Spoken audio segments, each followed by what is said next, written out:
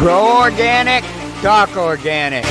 I'm Jay Blaze, your host, and let's get organically blunt. Good evening, everybody. Welcome back to Organically Blunt. I am Jay Blaze, your host, if you don't know. And I have this evening the pleasure and the opportunity to meet Tom Jenkins, a UC Berkeley student who turned into a pot smuggler in 1960s, and he brought in over 6 tons into America. So welcome to the show, Tom. Well, thank you. Thanks for having me. Let me add just a little correction there. 6 tons was just on one run. There were a couple runs of 6 tons, and the total that I brought in, I think, would be around 20 or more, something like that. Wow, that's impressive. Holy cow. Definitely. So I want to kind of base this around why we have you on the show. And the reason being is you have a book, which I have a copy right here coming out, called The Next Run. If everybody can see it here, I'll try to get it centered. Everything's backwards for me. So, and what I want to know is what kind of precised you to write a book about this type of experience? I mean, and how long did it take you? Okay. Well, how long did it take me? 50 years. It was something I worked on from time to time when I got a chance to. And what I did when I got out of this business is I tried to write it then, which was a really good thing because I got all the facts down. My writing sucked at the time. I couldn't write worth poo-poo. And but there were the facts. So fortunately, I probably would have forgotten a lot of the small details if I hadn't done that. And I took courses at SF State in creative writing. They actually accepted me to their graduate department based on the first 3 chapters. And but then, I started a family. I was a physician, and I was taking brutal call, 1 and 2 calls sometimes. So I was putting in long hours. But every now and then I would get a chance to write. And eventually my writing started picking up, and I became happy with what I had written, and it just got better and better from there. As to why I did it, it was an unbelievably amazing experience that I had. There was so much that happened that seemed so coincidental that kind of pushed me into this business of smuggling and then facilitated my success at smuggling, that it was hard at times for me to believe that there wasn't some higher power orchestrating all this. In fact, I often thought, if there is a God, is he or she trying to use me to write a novel? But I guess it was just one of those weird experiences that just happened. But it's definitely amazing and worth writing about. So that's why I did it. And so my main goal is just to get it out there to a lot of people so they can have a good read. Definitely. I've started to dive into it a little bit. I ain't too far because I'm on the road all the time. But, definitely I'm trying to put myself into the character's shoes. And when I'm reading it, I definitely have a lot of questions and curiosities that I want to ask you. And I want to dive into some of it, but I don't want to give too much away. So I kind of want to let you lead the way here on the story and what you want to share about it. But one of the things I do want to know about that is kind of an oddball question is I was reading that you waded across the Rio Grande. And my question is, let's say you're not from something like that. You're not accustomed to that type of environment. And let's say you just grew up in the standard woods. And how did you not have the fear of being attacked by some sort of thing in the water? That's what I'm getting at here with the question. Like, isn't there alligators and stuff like that? When you have a fear of that, I mean, honestly, they smell your blood or anything, and Are you from Florida? No, I'm from Michigan. Okay, there's no alligators in the Rio Grande. Okay. Yeah, I don't think that thought ever crossed my mind. A whole lot of thoughts of danger did cross my mind, mainly, getting busted. Were there border patrol around? Uh, and in fact, one of those runs turned out rather harrowingly. Uh, I went, I carried the first sack across. There were 7 sacks, about 80 pounds apiece. And I was there on the Mexican side with my Mexican buddies. And so I carried the first sack through and I dumped it onto the other bank. And all of a sudden, I realized something was wrong. And so I froze and cocked my ears. And I realized it was my Mexican buddy kind of yelling to me in a whispered shout saying, Tom, come back, hurry. And I thought, whoa, what's wrong? But I hurried, but you can't hurry through water that's nearly Right. waist.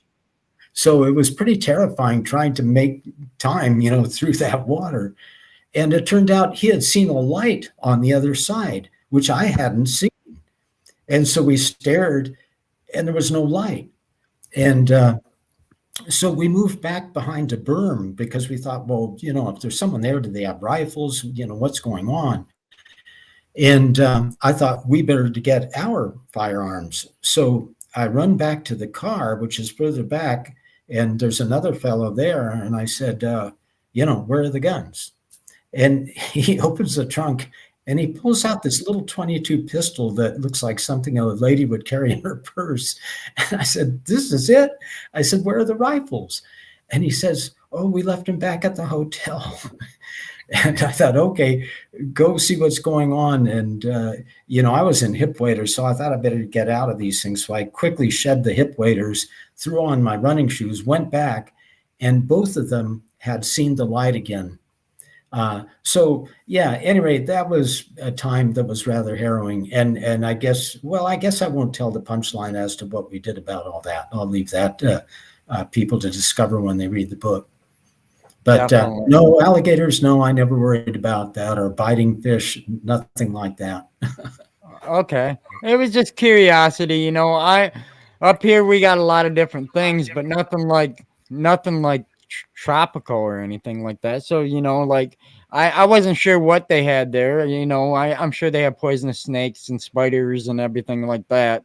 And I was just thinking as I'm reading, I'm like, man, wouldn't that cross your mind if something came and that would just be, I don't even know how to explain it, but the thought would cross my mind, and I figured I would definitely ask. Welcome to the show, everybody in the audience. Thanks for joining us. This is Tom Jenkins. He has a book called The Next Run, and you guys can find that on 420 on Amazon. And he definitely has some interesting stories to share with us. So I guess, we want to kind of give away a little bit of it just to get everybody hooked in here. How Sure. you're going to Berkeley as a college student. How did you even come across this type of opportunity? Well, what happened is my two buddies and I were trying to figure out what to do for the Christmas break, and we decided to go to Mexico just on a lark. And then one of them said, hey, we ought to bring back some pot, to defray our trip expenses. So we did that. And I didn't think anything would ever come of it. It was a fun experience and a story I figured I'd be telling for the rest of my life. But I just went on with my schoolwork. And then I've already mentioned the amazing coincidences that happened. So one time I shot a lot of pool in those days. And one day I told my buddy, let's go to a different pool hall. And I knew of a pool hall in Albany. We had never been to it. And so we go to this place, and it's away from our home in Berkeley. And as it turns out, there's no parking in front of the pool hall. So I turn down a side street and park. We play for 2 hours, whatever. I mean, if one of those balls hadn't dropped in, we might have played a little bit longer and my life would have turned out differently. But all those balls sank exactly the way they did. We left. I find myself, because I'm on this side street, I'm starting to enter this neighborhood that I've never been in before. And then this car is coming in the other direction. And I pay no attention to it because it's just some nondescript car. But then it's a narrow street. So as I pull over to let it go by, I see two guys I know driving it. And not only that, they're pretending not to recognize me. So I thought, whoa, what's going on here? So I lay on the horn and they drive by and I could see them conferring, trying to decide whether they want to, stop or not. And they eventually stop. So we jump out and we run up and we say, hey, what's going on? And, it took 10 or 15 minutes for us to beg and wheedle and get them to tell us what was going on. But they had bought this very straight looking Rambler with the intention of crossing the border with dope in it. And they had a rigged gas tank all worked out and everything. But it turns out they lacked a contact. And I had a contact from that one experience. So we became partners. And that was, again, just one of those many experiences that just seemed to happen almost by divine intention to get me into this crazy business. Wow. Yeah, I was listening, like I said, on our friend's podcast, High on Homegrown, which you can catch another episode with Tom over there. And, it just draws me in. These kind of stories, I call them pre-prohibition stories because, back before cannabis was legalized in a lot of America like it is today, I can only imagine, how creative you have to be to make that type of lifestyle happen because, the laws were very strict then. And I mean, they still are in a lot of places. I'm sure it probably in the moment it didn't cross your mind, but have you ever thought looking back about like what if you got caught or did you even have a incident where you became close to getting caught or anything like that? Yes and yes. I mean, I thought a lot about getting caught, and I've thought a lot about since. Um, I'm a physician, and I've worked in a hospital where I took care of jail patients. And I would see them in their orange jumpsuits and all shackled and everything. And I would think, there but for fortune go I. It's a weird experience. But yeah, and the laws were more severe in those days, and they were more unpredictable. I mean, some guys got off fairly cheap. Other guys ended up doing huge amounts of time for relatively small amounts. It was kind of arbitrary. Um, but yeah, I'm sorry. You asked two questions, I think, and I answered one. I'm not sure what the other one was. Do you remember?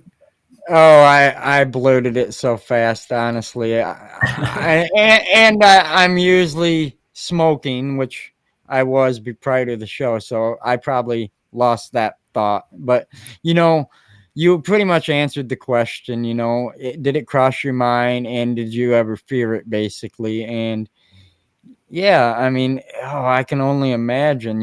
I never did anything on your level, but I was a bad kid that Mhm. had done a lot of things like that, and I lived the lifestyle of moving it in my small town. I couldn't imagine a large scale. And yeah, it's just amazing. My grandfather was a hemp farmer and he passed away 3 years ago at the age of 80. And he taught me everything to grow organically. And, you know, that's what I want to dive into a little bit here with you as well is how much cannabis has changed in just, these past 60 years. You can only imagine, you know, back then, I've heard, and I've got a friend that's a farmer here. He was telling me he bought at one time, and it's not a lot compared to what you did, but for this area, it's a lot. He bought 15 pounds of Sensimelia back then, and he said the good stuff had the seeds. I mean, and you look at it nowadays, and nobody wants the seeds, and a lot of breeders are trying to make sure you're not getting them because they don't want you to get a hold of their strain. So, what are your thoughts on stuff like that? Yeah, I think it's difficult for a young person to imagine how different pot was in those days. I mean, even the terminology, in other words, it still seems a little bit strange for me to call it cannabis. I mean, we called it marijuana. Uh, but actually, in just normal parlance, we called it dope. That was, what we called it almost all the time. And my experience predated Sinsemilla. And so it was the exact opposite of nowadays. I would examine lots of dope in Mexico, and if it didn't have seeds, I would reject it because at the time that meant it had been harvested prematurely, which happened a lot because those poor farmers, they're under the gun and they know the longer they leave their fields intact, the better the chance that they're going to get either ripped off or busted. And so a lot of them chickened out early and cut down the plants before they even developed seeds. And that pot wasn't very good. And so I would be shown samples with no seeds, and I'd say, "No, this stuff is immature. No, I'm not going to buy it." so that's a big reversal. There's so much that was different. There was a tremendous mystique around pot in those days. Probably that isn't true among certain circles like jazz musicians or something, but among most Americans, we didn't know anything about it. The effects or where it came from or not really didn't know much about it. And it had this kind of mystery to it. In fact, that's something generally that I think has been lost with the development of the internet. There isn't much mystique left nowadays, because everything's on the internet. Questions that took me 2 or 3 hours in the library to answer, now you can answer in 2 seconds on the internet. So there was that. And then also, we were very, very secretive.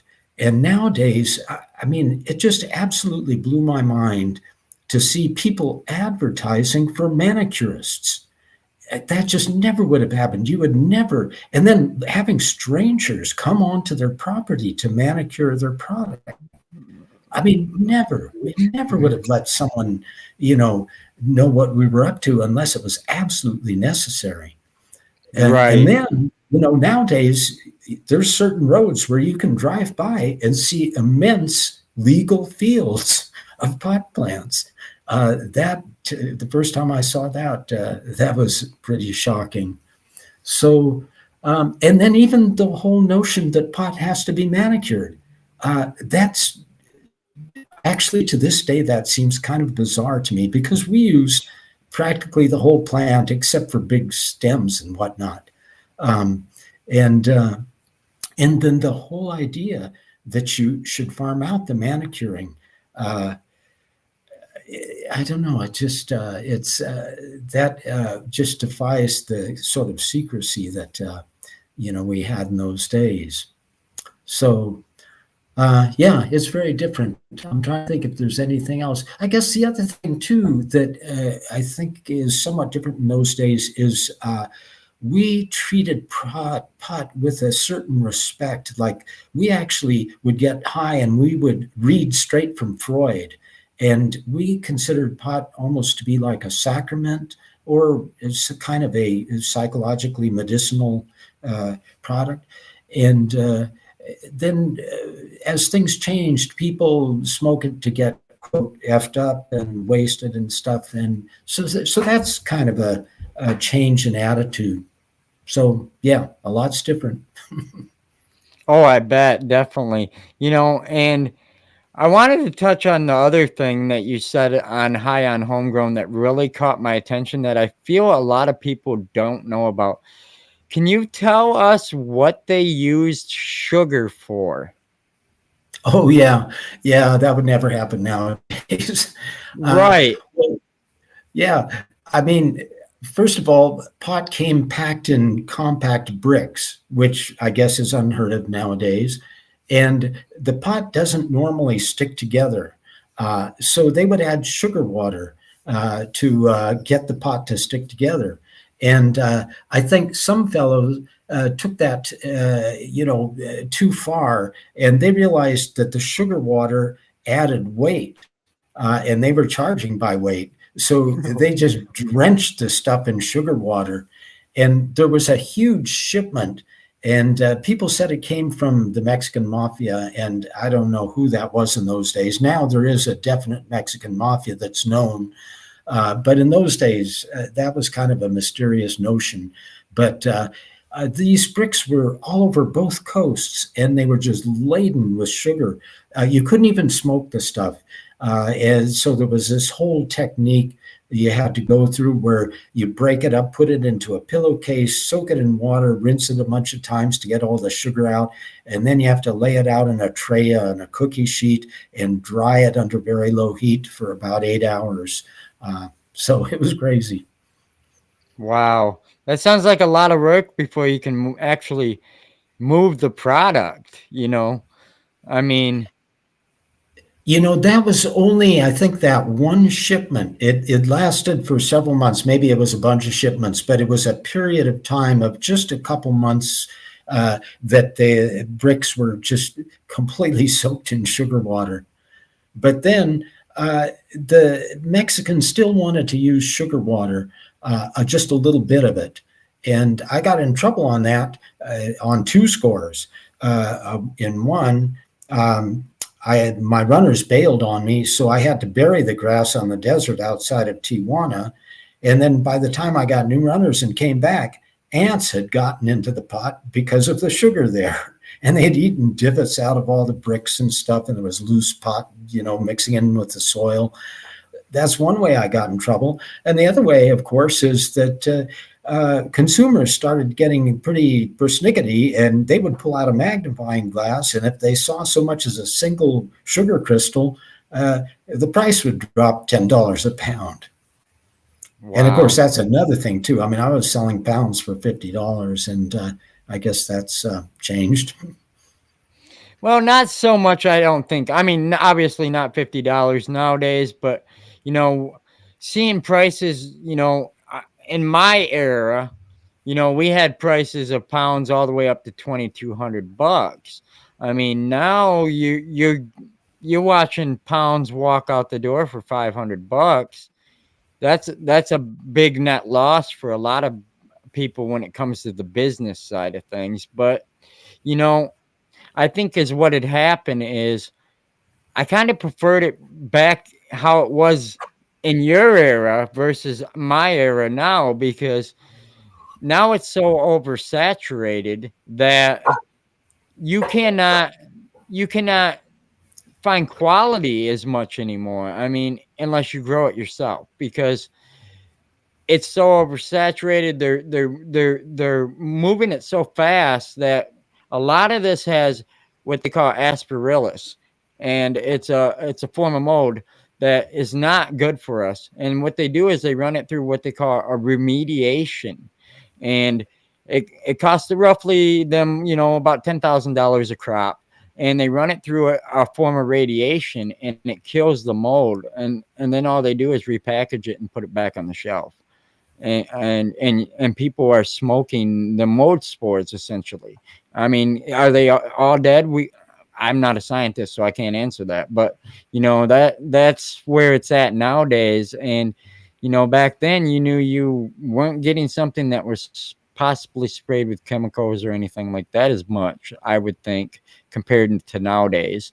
I mean, I'm sure there was some done, but not like today. They spray it with what the terpenes. They actually liquidize it and spray the plant in these stores nowadays with liquid terpenes so that they smell fresh and strong for the sample. But you're not allowed to see even what you're getting nowadays until you get out in your vehicle. So you open it up and it's not very impressive anymore. They're very small.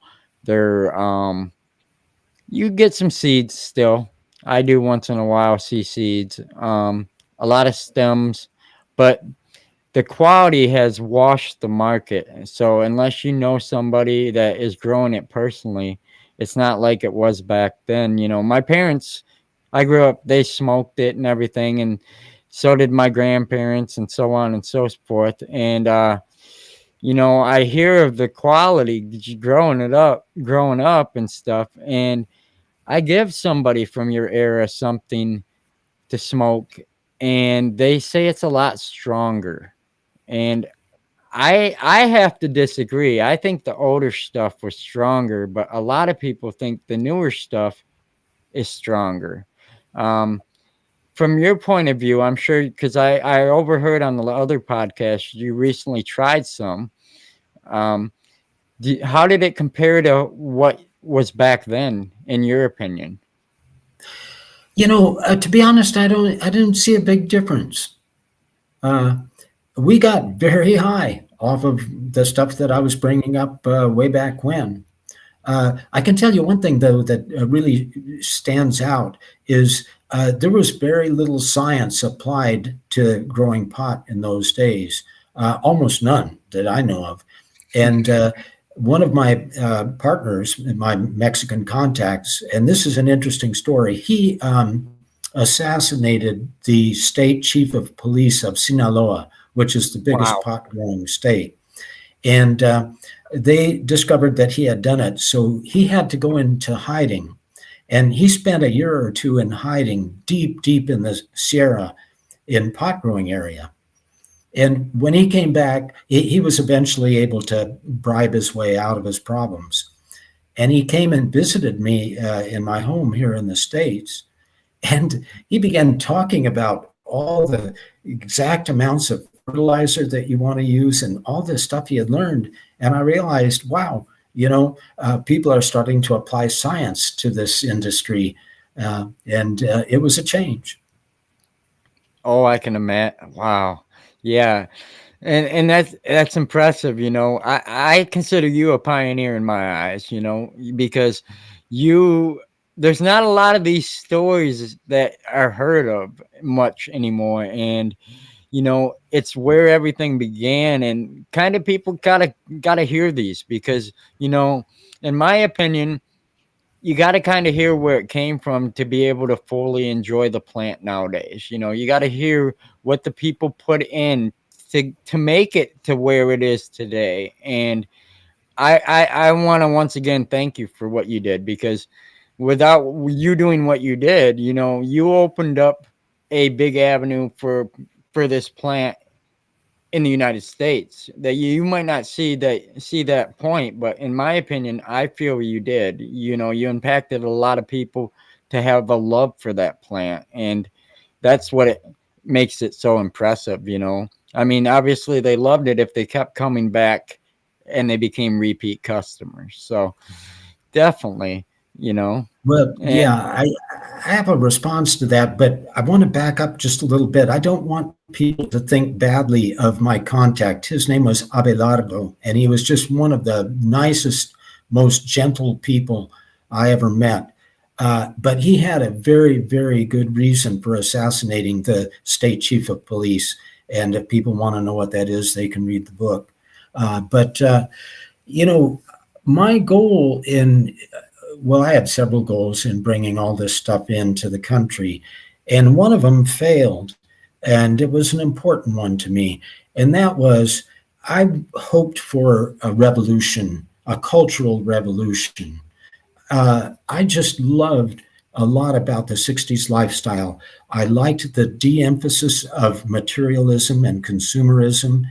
I liked the emphasis on things that just don't cost much, like human relations, sports, music, art, just the nature, all the things that you can do without having to buy a bunch of trinkets and whatnot.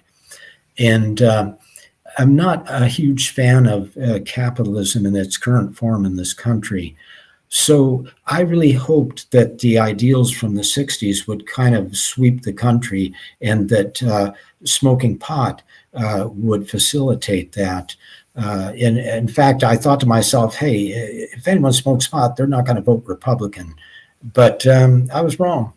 And capitalism won out. So I tried.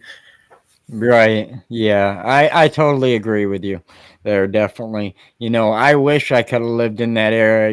I was raised by my grandparents. So, I've kind of got what I call an old soul. A lot of people in my era say that, and because I experienced a lot of things that people my age wouldn't, unless they were born 20 years prior to me, and because my grandparents, that's just how they raised me. And you know, I look back at the '60s and the pictures they showed me and the fun they had, and I I can only imagine like the simpler times. Like it would have been a very exciting, definitely. And I kind of want to learn a little bit about you a little bit, and I got some unique questions that are kind of fun to the show that I kind of ask everybody, and I kind of wanted to ask them. You might have touched on it a little bit, but for the ones that are just joining us, they can maybe hear it again. So, how old were you when you first tried cannabis, and where'd you get it? I was 17, and I don't know where I got it. I can't remember. All I know Okay. is that I just lay down on the floor and laughed uncontrollably for a half hour straight. Uh, I Okay. had a very, very rewarding and interesting experience with cannabis. Uh, I had a lot of problems in my childhood, and I had what you might call an inadequate childhood, in that by the time I was 17, I was just nowhere near ready to perform as an adult in society. And I kind of had avoided learning what in my heart I knew I need to learn and the skills I need to acquire. I had avoided them because I was, afraid of them. And so when I smoked pot, all of a sudden things seemed to have less importance. And I just felt like a huge weight had been taken off my shoulders. And then I began to use pot to learn about myself and with my friends. We would get high and we would psychoanalyze each other, like I said before, reading straight from Freud. We read all the existentialist authors. And I just began learning so much about who I really was and where I needed to go, what I needed to do to become a real adult, a functioning adult. And so it was an amazing experience for me. And I hope other people, got that same experience and will get that same experience. Definitely, definitely. So, that leads me to the question that makes organically blunt the show organically blunt. And this is kind of the final question I have for you. And then I'll kind of give you the floor and let you talk about your book and anything else you'd like to talk about. Kind of give yourself some self promotion here, let everybody know where they can Sure. find you.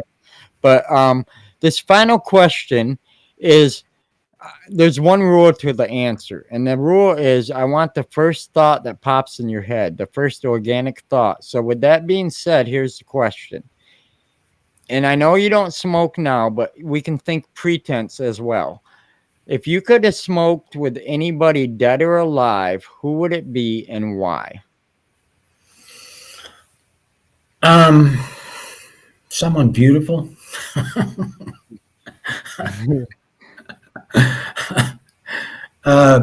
Being an old guy, I think of Sophia Loren, Bridget Bardot. I guess I'm really dating myself throwing out those names. But Hey, it's not that I don't smoke now. I just well, I better not get too much into my personal life. But let me put it this way: if I had the right person to smoke it with, I would smoke it from time to time, and I have, a few times in the last 5 years. So I'm definitely. not against it or anything. It's just a right time, right place kind of thing for me. And Sure, I, sure. I guess I should add, the last time I tried it, I had a bad trip. Um, First of all, I don't know what it was about this stuff, but I could not.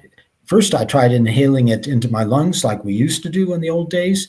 and I coughed just horribly. So then I just held it in my mouth like you smoke a cigarette. Well, you inhale a cigarette. Anyway, I just held it in my mouth, and I still coughed.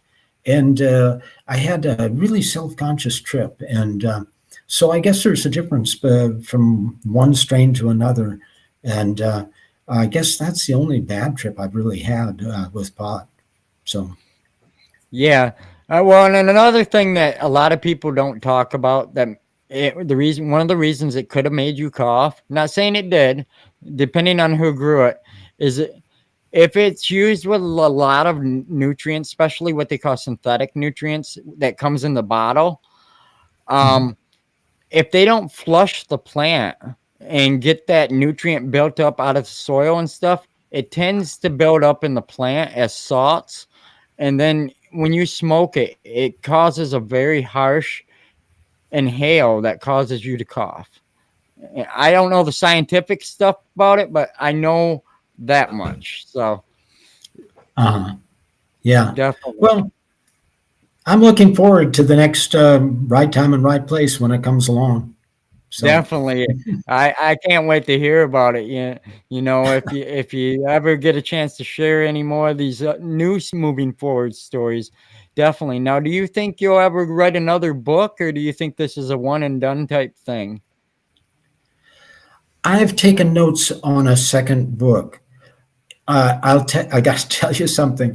This whole self-publishing thing has been such a nightmare that I'm not sure I'm going to write the second book, but it would be a good book. And what it is, I really think that having a background of both being a mathematician and a pot smuggler actually gave me a tremendous boost in terms of being a good doctor.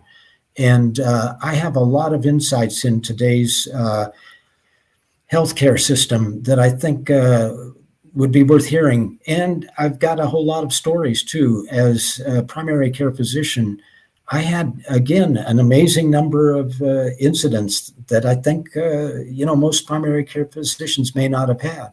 I'll just relate one of them. Um, I was seeing a middle aged man for the first time.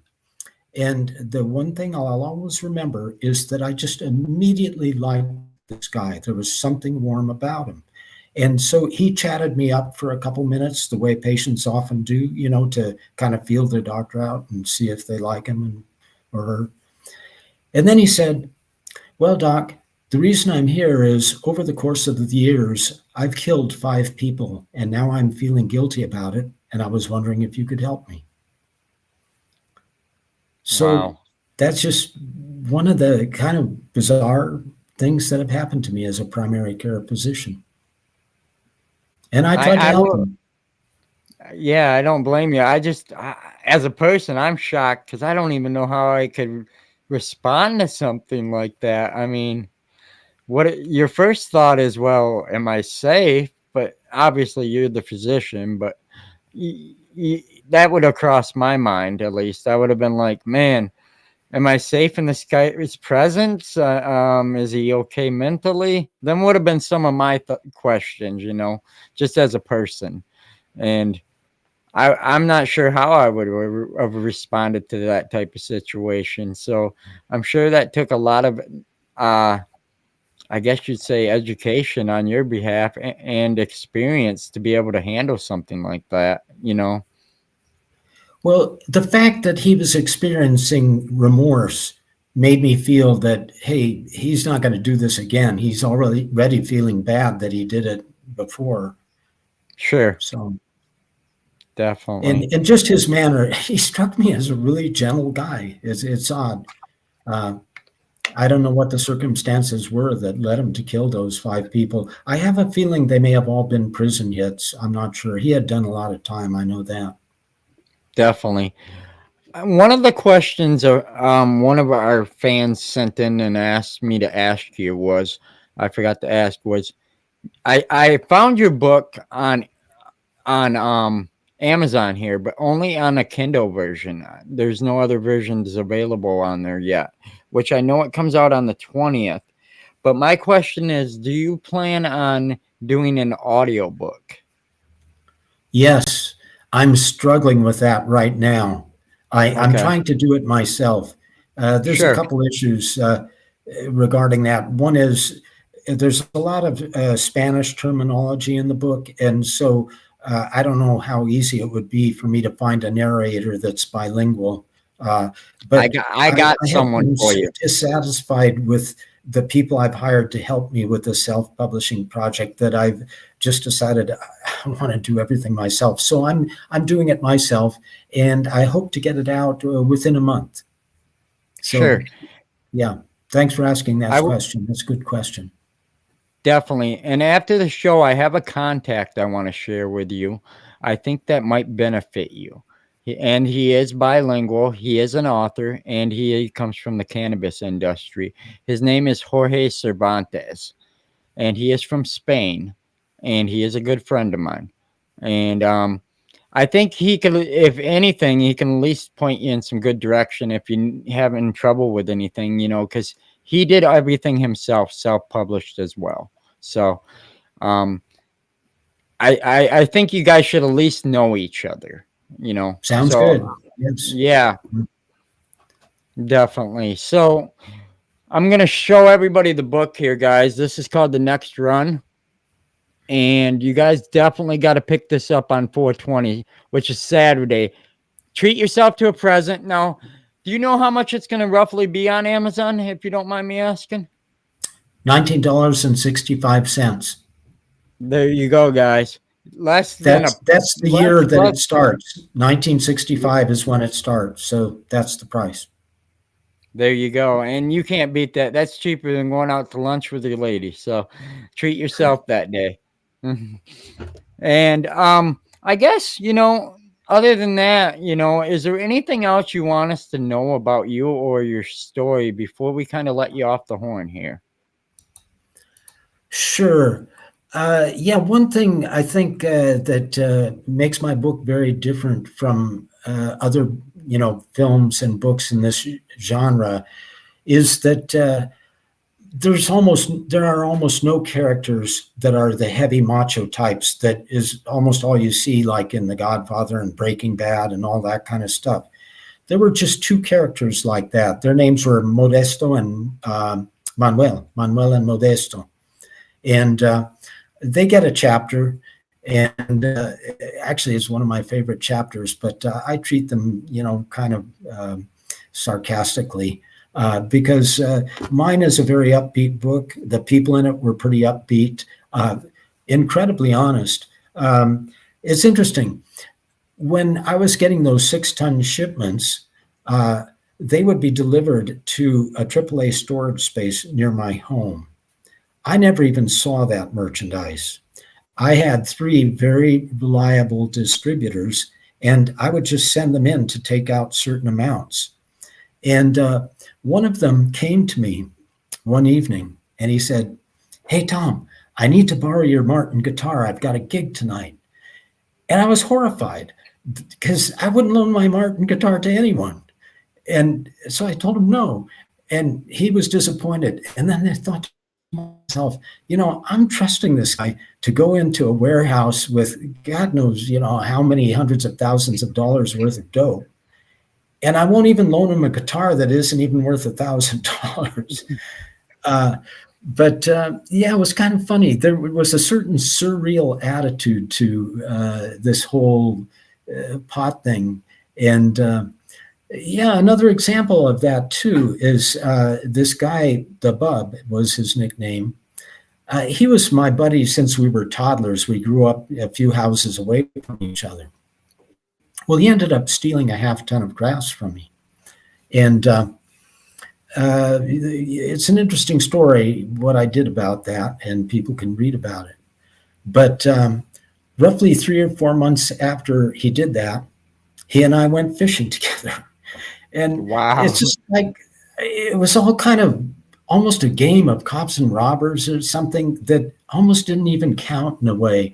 And, he had some reasons for stealing from me. I hadn't treated him in the best way. And so I just, wrote it off and forgave him. And he was my buddy again. So, yeah, there was a very unreal quality to it all. As far as what else I'd like to say about the book, also it's a pretty intellectual book. I'm pretty highly educated, uh, both as a mathematician, as a doctor, and in a lot of other fields that I've studied. And so it's got some intellectual aspects to it. It's got comments on everything from math to aviation to botany, even. And also, another thing I think that's important is that I had come from a middle class family. I'm white, and I was very bright. And for me to risk that potential by doing what I did, I had to be crazy, and I was. I had problems as a child, and so there's a lot of commentary on mental illness, and it's not heavy either, and it's not cringeworthy. It's actually, believe it or not, it's kind of a humorous approach to mental illness in most respects. So that's a little theme that kind of runs through the book. And, I kind of overcame a lot of those problems through the bizarre medium of smuggling pot. And then towards the end of the book, I gave a hint as how I completely got rid of all those problems. What else can I say about the book? It was fun to write. There's a lot of dialogue. It's rendered most often rather than reported, and that's a distinction that writers learn early on. Newspaper reporters report stuff, but writers often render stuff with dialogue, and they kind of put the reader in the action, in the scene as it's happening, instead of just looking back and saying, hey, this is what happened. So it's pretty gripping, I think, and people have responded saying that.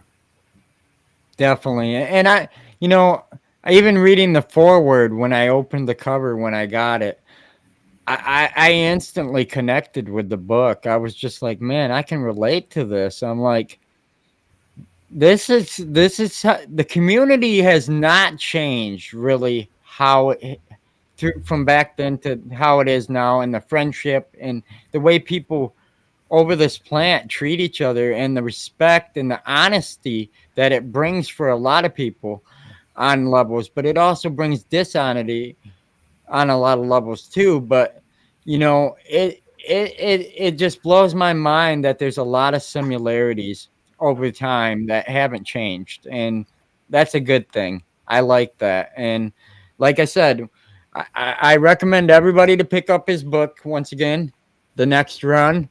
It'll be on Amazon on 420, so pick up a copy. And everybody in the audience is thanking you for giving your time out this evening, and they enjoyed the show. And we want to say we appreciate you coming on the Organically Blunt show once again. And I'll get you that information for Jorge Cervantes. I got to reach out to him and make sure it's okay to share his information. But other than that, I feel you guys should meet, because he is a very popular author on the cannabis side of things, but he is bilingual and from Spain, and he can at least answer a lot of questions. And I think you guys should be friends, really. Sounds good. And So, I've thoroughly enjoyed this interview. Thanks for having me. And I guess I should mention I do have a website, and the okay. URL is thenextrun.net. Excellent. Excellent. So, can people get the book there? Nope, we lost him, guys. Oh, we lost you there for a second. Sorry about that. Oh, we lost him again. Oh, we're losing you in and out there, sir. Sorry about that. I think we got you back. Okay, I was just saying that I have a website, and the URL is thenextrun.net, and I'm on Instagram too, although I'm not a big user of it, but I'm there.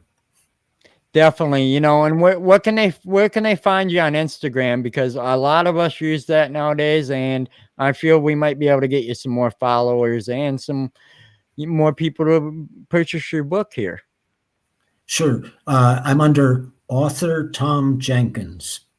There you go, guys. I'm even gonna go follow you after the show. So that's excellent. And you know, we appreciate your time once again. And can they buy the book over at your website as well?